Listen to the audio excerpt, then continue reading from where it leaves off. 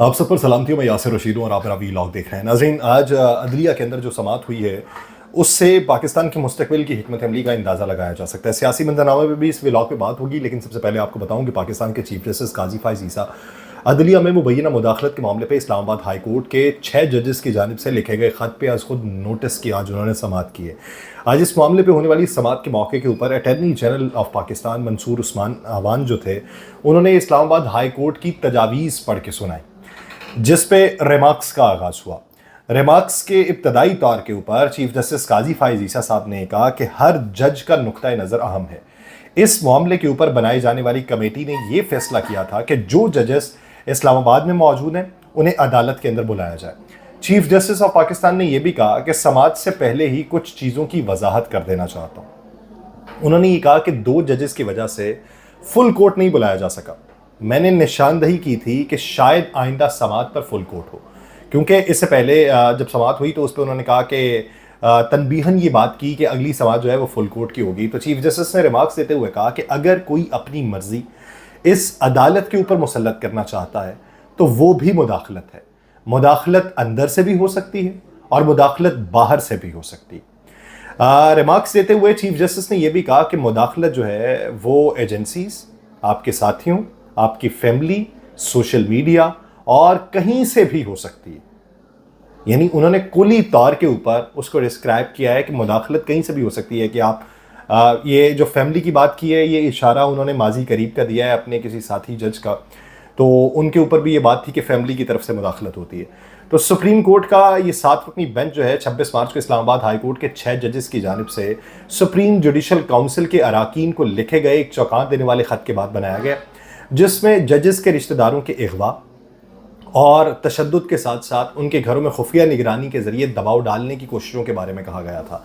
इस ख़त के ऊपर जो जजेस थे, मोहसिन अख्तर कियानी, तारिक महमूद जहांगीरी, जस्टिस बाबर सत्तार, जस्टिस सरदार एजाज इसहाक खान, जस्टिस अरबाब मोहम्मद ताहिर और जस्टिस सुमन रिफत इम्तियाज़ के दस्तखत मौजूद थे। ये 6 जजेस हैं जिनका ताल्लुक इस्लामाबाद हाई कोर्ट से।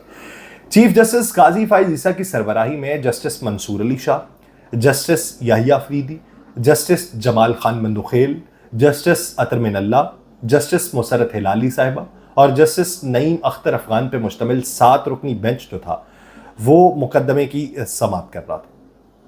अदलिया पर इस मामले में दबाव में उस वक्त इजाफा हुआ जब पाकिस्तान भर के 300 से ज़ायद वकला ने मुल्क की आला तरीन अदालत सुप्रीम कोर्ट को एक ख़त के अंदर ये जोर दिया, मुख्तलिफ बार्स की तरफ से भी लिखा गया था कि वो आइन के आर्टिकल 184(3) के तहत एजेंसीज की तरफ से या किसी भी तरफ से अदलिया में मुदाखलत के इल्ज़ामात का नोटिस लें। और आज इस मामले पे होने वाली समाअत के मौके के ऊपर attorney general of Pakistan Mansoor Usman Awan ने सुप्रीम कोर्ट को इस्लामाबाद हाई कोर्ट की जानिब से जो दी जाने वाली तजावीज़ थी वो पढ़ के इब्तदाई तौर पर सुनाई। अदालती मामलात में मुबैना मुदाखलत से मुतल्लिक लिखे गए खतूत पर समाअत के दौरान सुप्रीम कोर्ट के जो जजेस थे उनकी तरफ से ये कहा गया कि इस मामले से मुतल्लिक हाई कोर्ट की तरफ से जो तजावीज़ आई हैं वो सिर्फ तजावीज़ नहीं हैं। इसे सिर्फ तजावीज़ के तौर पे नहीं देखा जा सकता, ये बाकायदा तौर पे एक चार्ज शीट है। चीफ जस्टिस काजी फाइज़ ईसा की सरबराही में 6 रुकनी लार्जर बेंच ने इस केस की जो समाअत की है और उसके दौरान जो रिमार्क्स मंजर आम पे आए हैं वो रिमार्क्स जो हैं वो काफ़ी होशरुबा भी हैं, तशवीशनाक भी हैं और आने वाले दिनों में समत का तयन करने के लिए भी, समझने के लिए काफ़ी हैं। इस 6 रुकनी बेंच के अंदर जस्टिस अतर मिनल्ला साहब भी मौजूद थे। उन्होंने कहा कि जब रियासत जो है वो जजेस को निशाना बनाए तो मामला संगीन हो जाता। उन्होंने कहा बज़ाहिर ये लगता है कि जजेस के खिलाफ एहतजाज किया जा रहा है। उन्होंने कहा गुज़श्ता 75 साल से ये हो रहा है कि अदालती उमूर में मुदाखलत की जाती है और हाई कोर्ट्स ने अपनी तजावीज़ के अंदर इसकी तस्दीक कर दी है। जस्टिस अतर मिनल्ला साहब ने इस्लामाबाद हाई कोर्ट के जज जस्टिस बाबर सत्तार साहब का नाम नहीं लिया, लेकिन उनके मुतल्लिक बात की कि उन जज साहब का ज़ाती बायोडेटा सोशल मीडिया पे डाला गया क्योंकि वो एक आज़ाद ख्याल के जज हैं और वो दबाव में नहीं आते। जस्टिस मंसूर अली शाह फिर वहाँ पे बोले जब अतर मिनल्ला साहब बोल पड़े, तो उसके बाद जस्टिस मंसूर अली शाह साहब ने रिमार्क्स किए कि ये बेहतरीन मौका है कि ऐसे वाक़यात को रोकने के लिए एक लाहेअमल बनाया जाए और उस लाहेअमल पे तमाम जो है वो अमल करें। چیف جسٹس آف پاکستان قاضی فائز عیسیٰ صاحب نے اٹارنی جنرل منصور عثمان اعوان صاحب سے سوال کیا کہ کیا عدالت جو ہے وہ اس ضمن کے اندر ہائی کورٹس کو کوئی اگر ہدایت دے تو کیا اس میں مداخلت ہوگی، کیونکہ وہ انہوں نے پہلے یہ بات کر دی تھی کہ اندرونی طور پہ بھی ہو تو وہ مداخلت، کسی کی نظریات بھی تھوپے جانا وہ بھی مداخلت ہے۔ تو اٹارنی جنرل صاحب نے جواباً کہا کہ ہائی کورٹ کے پاس خود توہین عدالت کا نوٹس لینے کا اختیار ہے۔ بلوچستان ہائی کورٹ کے ججز کی طرف سے اس ضمن میں کوئی تجاویز نہ آنے پہ جسٹس عطر من اللہ صاحب نے ریمارکس دیے۔ جب ہر طرف سے تجاویز آئیں، لاہور ہائی کورٹ سے بھی آئیں، اسلام آباد ہائی کورٹ سے بھی آئیں، ادھر سے نہیں آئیں، تو انہوں نے کچھ نہ کہتے ہوئے یہ کہا ہے کہ سب کچھ کہہ دیا ہے، یعنی عدالتی معاملات میں مداخلت ہو رہی ہے۔ انہوں نے ایزیوم کیا کہ بلوچستان کی طرف سے جو نہیں آیا، کچھ بھی انہوں نے نہیں بولا، تو اس پر چیف جسٹس نے غصے کا اظہار کرتے ہوئے کہا کہ تمام کو تنقید کا نشانہ بنانا مناسب نہیں ہے۔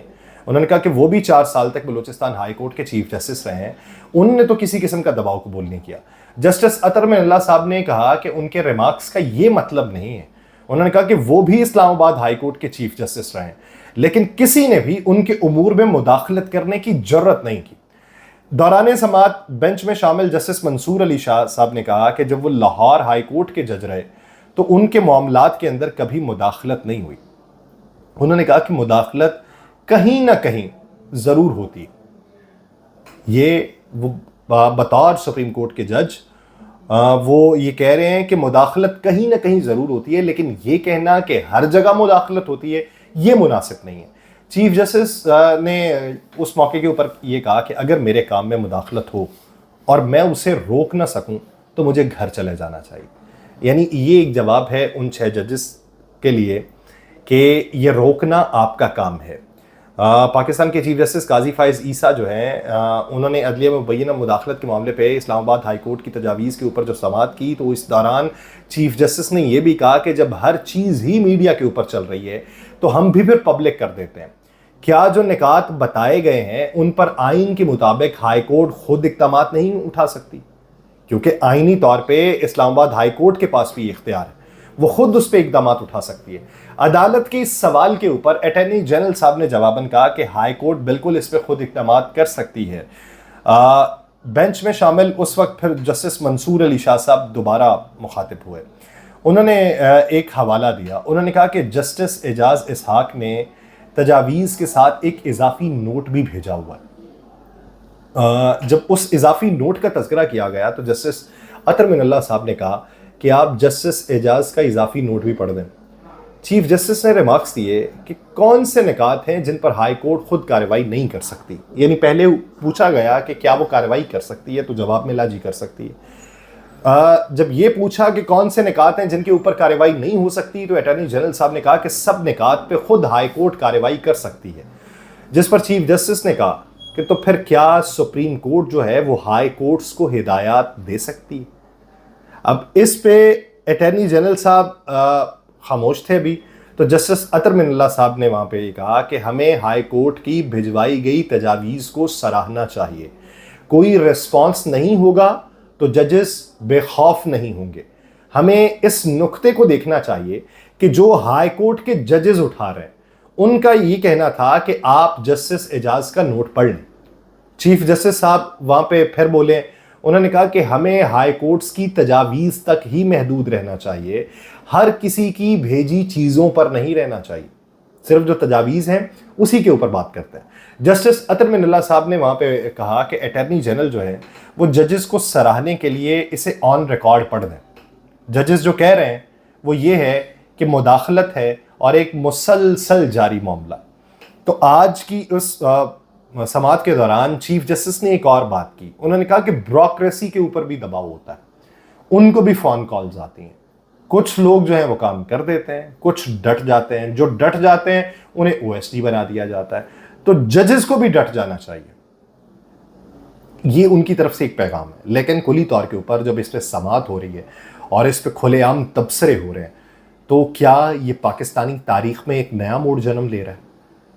کیا ہم ایک نئی تاریخ لکھ رہے ہیں اور اس تاریخ میں آنے والے دنوں میں کیا ہوگا؟ یہ ایک پاکستان کے لیے گیم چینجر مومنٹ ثابت ہوگا۔ دوسری طرف بات کرتے ہیں عدت میں نکاح کیس کے حوالے سے۔ عدت میں نکاح کیس میں سزا کے خلاف عمران خان کی اپیل کے اوپر سماعت کے دوران خاور مانیکا اور عمران خان صاحب کے جو وکیل ہیں سلمان اکرم راجہ، ان میں تلخ جملوں کا تبادلہ ہوا ہے۔ یہ جو سماعت تھی یہ اسلام آباد کے ڈسٹرکٹ اینڈ سیشن کورٹ کے جج شاہ رخ ارجمن کر رہے تھے، تو انہوں نے عدت میں نکاح کیس میں سزا کے خلاف بانی P T I Imran Khan اور بشرا بی بی کی اپیلوں پہ سماعت کی، جس سلسلے میں شکایت کنندہ جو تھے وہ خاور مانیکا تھے اور عمران خان کے وکیل سلمان اکرم راجہ عدالت کے اندر پیش تھے۔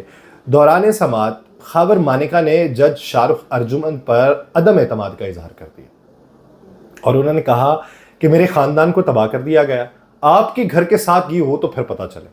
انہوں نے کہا مجھے نہیں لگتا کہ مجھے انصاف ملے گا، آپ یہ کیس ٹرانسفر کر دیں۔ جس پہ جج صاحب نے کہا کہ آپ نے یہ کیسے سوچ لیا، کیا کوئی ثبوت ہے آپ کے پاس؟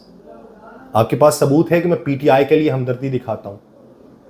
تو انہوں نے کہا عدالت میں ہوں، آپ بتا دیں مجھ پر کیا الزام ہے۔ میرے 21 سال کے کریئر میں پہلی بار ہوا ہے کہ مجھ پر اعتراض ہوا ہے۔ یہ شاہ رخ ارجمن صاحب نے وہاں پہ بات کی۔ انہوں نے کہا کل مجھے بھی قبر میں جانا ہے اور آپ کو بھی، میرے لیے یہ کرسی اہم نہیں ہے۔ خاور مانیکا اور عمران خان کے وکیل سلمان اکرم راجہ کے درمیان وہاں پہ بات ہوئی۔ سلمان اکرم راجہ نے خاور مانیکا سے متعلق کہا کہ یہ بندہ جھوٹا ہے، انتہا کا جھوٹا ہے۔ اس پر خاور مانیکا نے جواب دیا کہ ٹرائل کے دوران عمران خان نے سلمان اکرم کو تھپکی دی تو یہ گند اچھالنے لگے۔ خاور مانیکا نے پاکستان تحریک انصاف کے جو رہنما تھے زلفی بخاری، ان سے متعلق کہا کہ وہ میرے گھر میسج کرتے تھے، فون کالز کرتے تھے، تو کیوں کرتے تھے؟ اس موقع کے اوپر جو جج تھے شاہ رخ ارجمن صاحب، انہوں نے کہا کہ جب کوئی پارٹی کیس کے بعد باہر نکلتی ہے تو کہتی ہے کہ جج نے پیسے لے لیے، اپیل کی سٹیج ہوتی ہے آپ کے پاس، میں کسی اور کو کیس ٹرانسفر نہیں کر سکتا۔ سیشن جج نے یہ بھی کہا کہ کیس اس حد تک میں سن چکا ہوں کہ کیس کسی اور عدالت میں ٹرانسفر نہیں ہو سکتا، کیونکہ سیکشن 528 کے مطابق اس معاملے میں ہائی کورٹ ہی کچھ کر سکتا ہے۔ ہائی کورٹ اگر یہ ڈائریکشن دے دے تو کیس آپ ٹرانسفر کروا لیں، بصورت دیگر یہ کیس ٹرانسفر نہیں ہو سکتا۔ تو یہ منظرنامہ دونوں طرف عدالتی ہمیں دکھائی دیتا ہے۔ تیسری طرف ایک چیز ہمیں اور بھی دکھائی دیتی ہے کہ شیریں مزاری صاحبہ جو ایک لمبے عرصے سے خاموش تھیں، آج کے دن وہ اپیئر ہوتی ہیں اور بیان دیتی ہیں۔ یہ الگ بات کہ وہ کہتی ہیں میں سیاست سے ابھی الگ ہوں۔ کافی عرصہ خاموش رہنے کے بعد آج ہی شیخ رشید صاحب پیش ہوتے ہیں اور وہ میڈیا سے بات کر لیتے ہیں۔ آج کے دن ہی فواد چودھری صاحب جو کافی عرصے سے جن کے نام سے منسوبے بیانات نہیں چلتے تھے، اور آج ہی کے دن وہ بھی سامنے آ جاتے ہیں، اور جب ان سے سوال کیا جاتا ہے کہ آپ پی ٹی آئی میں واپس آئیں گے تو وہ کہتے ہیں میں کہیں گیا ہی نہیں تھا۔ تو یہ عدالتی سماعت کا منظرنامہ، اور دوسری طرف یہ پورا منظرنامہ جو باہر کا ہے، جو سیاسی طور پہ جو لوگ گنگ یا جن پہ سکوت طاری ہو گیا تھا وہ بولنا شروع ہو گئے۔ تو یہ آنے والے دنوں میں کیا چند چڑھائے گا اس کا انتظار ہے۔ مجھے دیجیے اجازت، اللہ نگہبان۔